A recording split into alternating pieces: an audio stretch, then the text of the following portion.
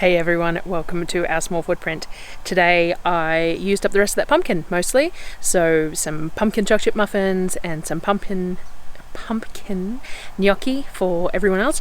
As I've said, I don't particularly like pumpkin, so I won't be eating the gnocchi. I'll find something else for myself for dinner, but everyone else really enjoys it, so I'm happy to make it for them. So we used that up. I also had to make some sourdough granola and also put some more yogurt on. So at this point in the month we're pretty much out of rice milk. I really only buy enough to get us through the first 3 weeks maybe, and I don't really want to boost that quantity. It's expensive and unnecessary really. So I make yogurt and granola and things like that through the end of the month. So I made a big batch of granola and I put yogurt on to ferment overnight, and I don't know, I think that's about it that I did today. So enjoy watching and feel free to leave any comments in the bottom, hit the subscribe button, any and all of that, and I will see you again in another couple of days. Thanks for watching.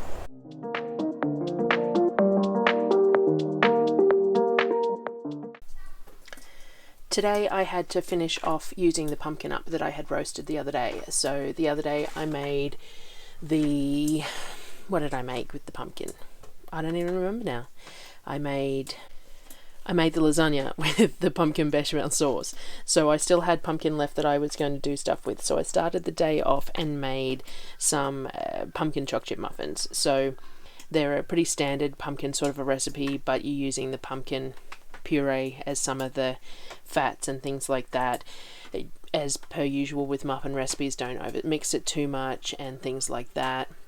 Bring it all together, and I used some coconut oil in mine instead of butter. I think I used some kefir in it as well, and then added the chocolate chips, of course, because that's just, that makes them more appealing to everyone. So yeah, just a standard pumpkin choc chip muffin mix. I'll put the ratios in the bottom. Everyone seems to enjoy them, so they seem to work out okay. You can use butter instead of oils if you want. I just used whatever I had handy, which happened to be coconut oil at the time.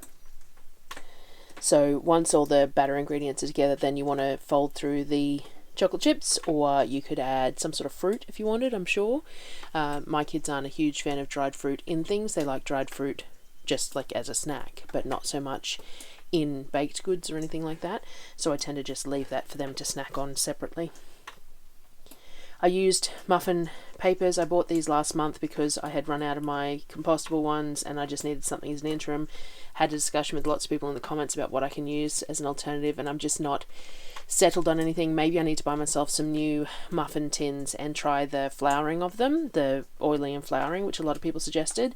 But the muffin tins that I'm using at the moment are pretty poor quality, and they get pretty grubby the way they're sitting. So the papers work well for me for these for the moment. And when I buy the compostable ones, they go straight in the compost, which is handy. Once they were cooked, they don't rise too much because of the heaviness of the pumpkin, but they bounce back in the middle, and they're quite a dense, moist sort of a muffin, which works for me because the kids sometimes have them as like a dessert. Not that we really do dessert, but an after dinner snack, or for breakfast sometimes, and that sort of thing. I toned down the sugar in this quite a lot. You could tone it down even more if you wanted. It's a purely taste preference. After I got the muffins done, my next task was to make some sourdough granola. It had been requested, so I had a bunch of starter sitting there to go. I didn't have quite as much starter as I would normally use for it, so I just mixed some flour and water into the starter I had, because that's basically starter. Obviously it didn't ferment as long as the starter that I was using, but it has the same general principle to it. I add whatever I happen to have in the house to it. So today was oats and some crushed peanuts and some slivered almonds, some chia seeds and some hemp seeds. Normally I would use some sunflower seeds or some roasted pepitas or something like that, but I didn't have anything on hand. I've been known to add sesame seeds as well. I quite like the taste of sesame seeds. I add a bit of sugar to it because that way it appeals to the kids, obviously. Still a lot less sugar than the stuff we used to buy. and mix it all through. Then I melted some coconut oil because it's quite cold here at the moment, so the coconut oil was quite solid, so it's just easier to have it a little bit softer. So I just warmed it a little bit and added the coconut oil to the mix, and then I find it easier just to mix it with my hands, because what I want to do is I want to squeeze it into clusters. So the reason that I make sourdough granola, not just toasted muesli, is because the kids really like the clusters. They like to snack on it, they like it with their yogurt, but they like it in those chunks. They don't like it in just the loose muesli, toasted muesli type thing. They really like it in the clusters and the chunks, and that's probably my fault, because it was probably the type of granola that I used to buy them before, and they've gotten used to it, but I now have to replicate it. So, you know, that's the things we do for our children.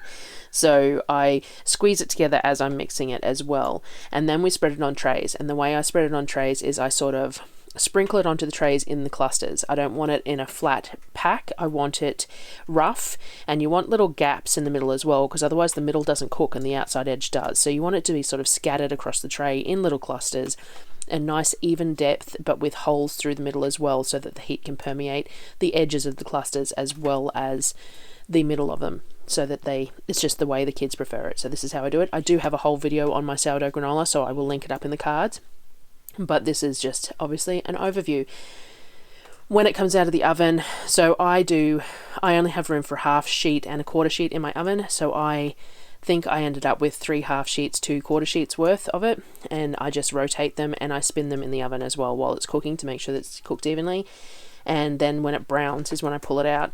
It can go really quickly, and if you're going to use honey as your sweetener, be really careful because it burns really quickly with honey. So when it comes out, it's in these chunks, and I just break it up slightly. It just sort of falls into these chunks, and then once it's cold, I put it in a jar for the kids and they eat it like that. I had to make some more yogurt up, so I make yogurt in a Green Living Australia yogurt thermos, an electric thermos that has no fancy bells and whistles. It just plugs in and it's really low wattage and it maintains the temperature, and I can make 2 litres at a time.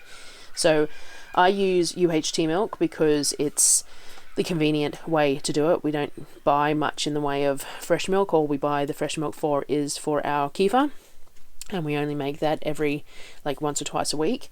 So the yogurt I make with UHT milk with 100 grams of milk powder as well to help thicken it. I use some calcium chloride drops again to help with thickening, and I use a culture from Green Living Australia. If I remember, when I pull cooked yogurt out, I will keep a quarter cup aside to use to make the next batch, but I regularly pull the yogurt out for the kids, and then we put a jar of my home canned pureed fruit through it for them, and I regularly put the fruit through it before I think about it, and then I can't save it because it's got fruit in it. So I have culture in the freezer that I use as a backup for that, and then it just gets whisked. So it's 2 litres of UHT milk, 100 grams of the milk powder, some calcium chloride drops, and the end of a knife of the culture. It all gets whisked up and it gets stuck in the thermos and sits there for up to 24 hours, and then gets put in the fridge and they have it the next day. With the last of the pumpkin, gnocchi was requested again, so that's fine. I don't eat gnocchi, but everyone else in the house loves it, so that's all good. So I made pumpkin gnocchi. So I've been making it fairly regularly, and I have found a little bit of a happy medium with how to make it. I don't weigh anything anymore. I do it all by feel. You want the dough to be far wetter than you expect it to be. You want to handle it as little as possible and use flour on your mat to roll it out rather than trying to get the dough handleable. So I mix it all by hand, and I add flour as I feel like it needs it, and then I use my dough cutter to just cut chunks off and dump it in some flour, and then when it's in the flour I just gently roll it backwards and forwards in the flour, adding a bit more flour to the surface that I'm rolling it in if I need to, and then getting it into a loose sort of a sausage. Now I then use my dough cutter and just cut little pillow chunks off it, squeeze them slightly when I put them on the tray, and they work out into a good shape. I don't make the gnocchi shapes on it anymore. I did use a fork the first couple of times, but honestly, my kids don't care, and it's a lot of extra work. So these little pillow shapes, I squeeze them slightly in the middle, and they look a little bit like a bow tie shape. They seem to work really well with the cooking and floating, so I just do it like that. Now, it doesn't make a whole lot. Like when I'm making it for a meal, it wasn't enough. They had muffins afterwards and a piece of fruit, so I think I need to get to the point of making it in bulk and then letting it set a little bit and snap freezing it like I do my sourdough pasta, so that I've got larger quantities of it. And it's probably a good thing to do when I've got plenty of pumpkins, if I don't think they're going to store, and then I can just make a whole big batch of it and store it in freezer bags in the freezer, and then it's an easy meal for someone to cook. I'm going to have to think about that, because it's going to be a whole day process doing it, because it's just kind of tedious and time consuming, but they really enjoy it. It's good for them, so we'll see how we go. Now, we've run out of rice milk, which I think I mentioned before, because it's that part of the month, so they're not wanting to eat Wheat Bix or anything, because I haven't found anything that they're happy to have as an alternative, which is fine. So we start making yogurt, and I make the sourdough granola, and they can have smoothies and things like that. But the other thing they like is porridge, except that making porridge of a morning is just, it's cold, and it takes 20 minutes of standing over a pot and things like that. So I have been looking at different ways. So I have been looking at soaking my oats so that when I'm heating them in the morning, it would take a whole lot less time to cook, which is one way to do it. But the other thing I had looked at was baked oatmeal. So I make a baked oat slice, breakfast slice. I think I've got a video showing that somewhere. I'm not sure if I do, but I do a peanut butter and jam one, and I've done carrot ones and things like that. And then I cook them in bulk, and I slice them, and the kids eat them cold. But the thing is that in winter they really like hot breakfast, which is why they like porridge. So I have been looking at overnight baked oats, where you basically soak the oats in a mixture of eggs and milk and things like that, and then stick it in the fridge, and then the next day you just pop it in the oven for 20 minutes, and then they've got a hot slice, and they can have some of the homemade yogurt on it, or a bit of maple syrup, or even fry some eggs, however they want to eat it. I tend to look at a whole bunch of recipes when I'm starting and find something basic, and then try it as written initially, and then I fiddle with it. So I made this there's a whole bunch of Amish Baked Oatmeal recipes out there, so this is basically that. A little bit of sugar, 2 eggs, 300 grams of oats, 1 1/4 cups of milk, things like that. So it's not weighed, which I don't like either, but I mix it all together. It doesn't seem like enough liquid to me. My baked oatmeal slices that I do 12 eggs in, and this only has 2. And 3, I normally do 750 to 900 grams of oats as well in one of these trays, and this has 300 grams. It doesn't look enough, but we're going to give it a go. This is what it looked like before it went in the fridge, and I'll give a shot of what it looked like this morning when I pulled it out, and then the next video you can see it cooked and sliced up and things like that. But yeah, I don't think it's going to work for what I want. I think I'm going to have to fiddle with this recipe, which is fine. I'm happy to do that, and I think they'll eat it regardless. I just don't think it's going to be quite what I'm looking for. So I decided to give it a go, but this is what I'm trialing at the moment for hot breakfast for them in winter that is somewhat easier to do.